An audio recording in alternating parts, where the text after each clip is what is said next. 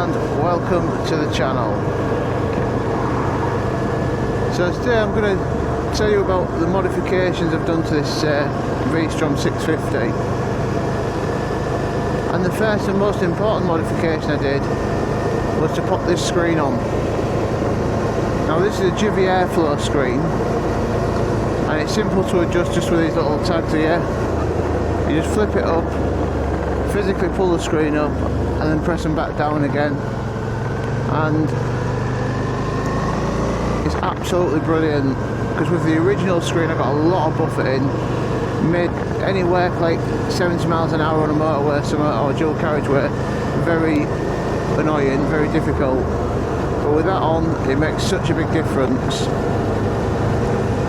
And then the next thing I did was another really important modification, I thought, was these mirrors.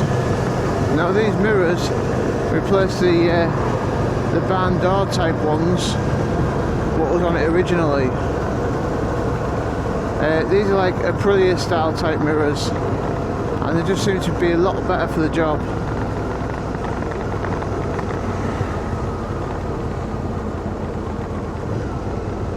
So the remaining bit of buffeting that there was sorted out by these. So these ones only about 20-30 quid, something like that. They're not particularly expensive, but definitely worth the investment. So that was the buffeting side. The next thing was the comfort. So the original seat was actually pretty decent, but after an hour or so in the saddle, you could really feel that it was a standard one. It really wasn't that comfortable after that amount of time. And so I just got these cheap little pads to put on. Now these come off eBay, and you can probably pick a pair of them up for about maybe 15 quid or something, 10, 15 quid. So they're not particularly expensive.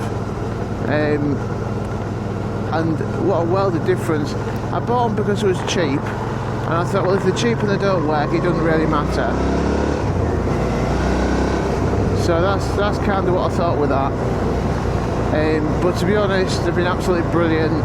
They don't look particularly good, but they do a good job.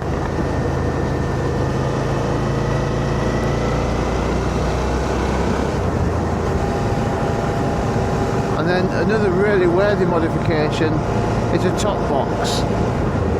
So I put a cheap one on to start with, and then later on I've replaced it with a Shad SH58X. So this one's actually expandable, and you can easily fit 2 full face helmets in it. So it's really handy when I'm out with the missus. So I can just lug the helmet straight in there, and they're out of sight, out of mind, locked up securely. So yeah, absolutely brilliant. And when you're not using the full capacity, it falls down quite flat, so it's not too massive. But the one I've got, it's got all the back padding and everything, so the missus is very happy when she sat back against that, giving her great comfort as well. And then the next mod was these engine bars down here, and I've got the extra little bags to go on there as well.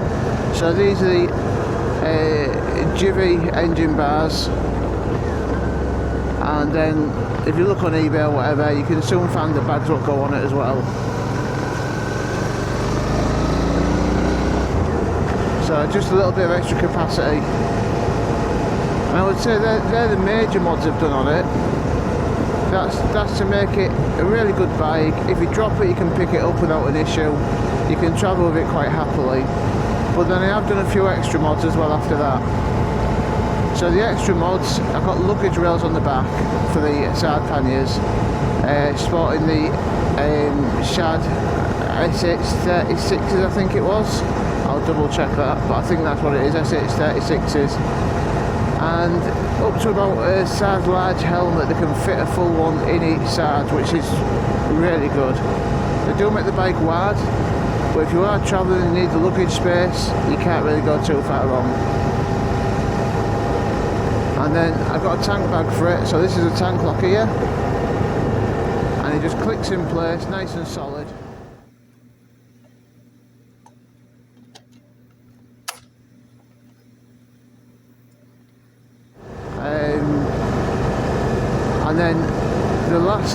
major modification I did on it, which was a little bit in depth, was this sat-nav bar. So I got the Garmin Zumo XT sat-nav for it, and then I bought the sat-nav bar separate, and then to wire it into the bike I actually bought a little accessory fuse box. So I took an ignition lav from the 12 volt socket what's there,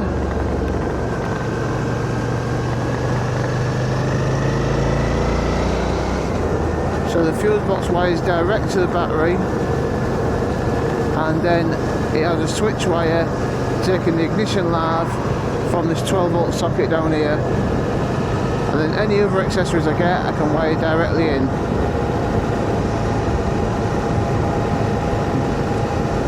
And that's about everything what I've done to the bike really, apart from normal maintenance and what have you.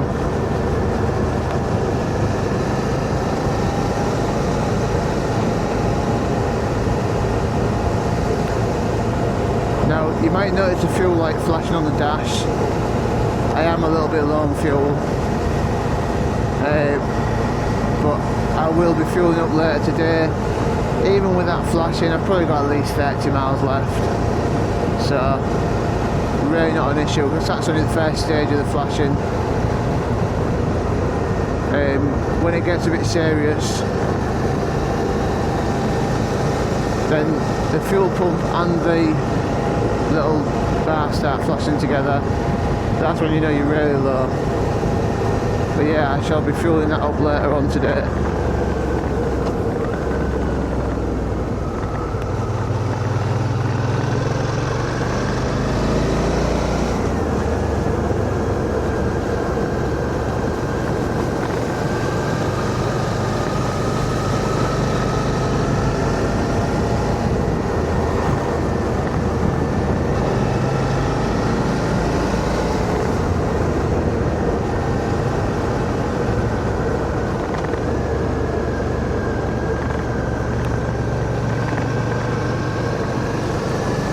If you're liking the video, please hit that like and subscribe to see future videos. It'll really help the channel out.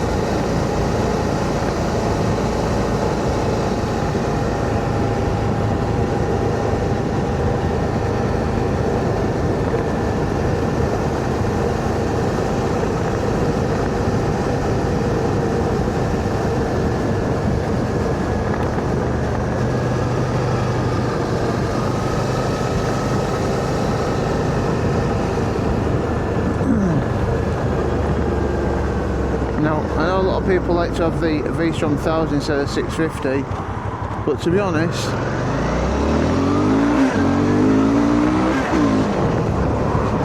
I think the 650 performs well enough.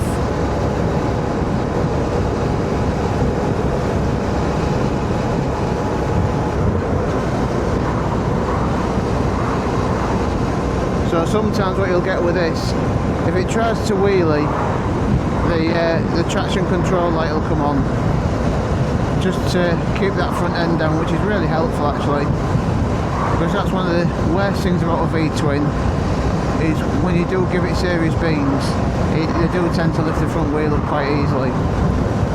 Even though this isn't a big V-twin, only being the 650, it's still got plenty of torque. Well, at least at road legal speeds anyway. I mean, while I'm sure it would sit at 100 miles an hour, pretty sure it would, to be fair. I've not tried it, but I'm sure it would do. It's not really about that, but up to street legal speeds, up to 70 miles an hour, it will pull really, really well. As you could just see back then, it doesn't hesitate to come up to speed limit. It's really quick up to them.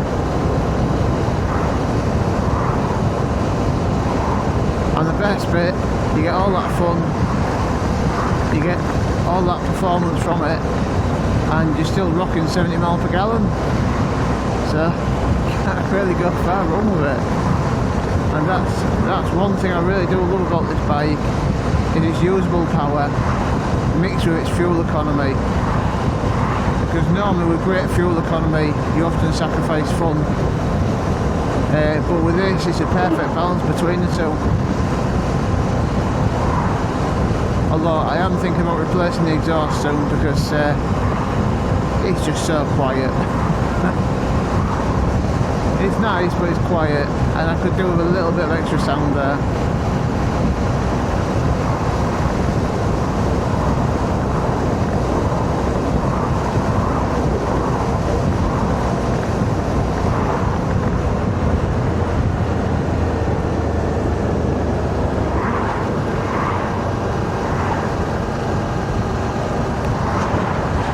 Yeah, one of the other great things about having a V-twin is the engine braking.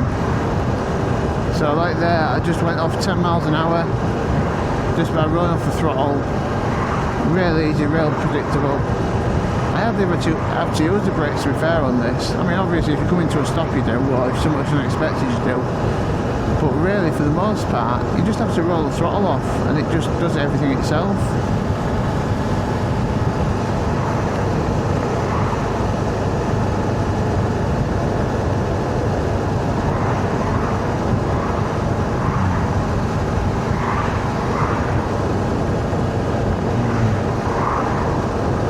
Right, I think time to wrap the video up there. Thanks for watching. If you enjoyed the video, please give it a big thumbs up and subscribe down below, so I'll see you on the next one.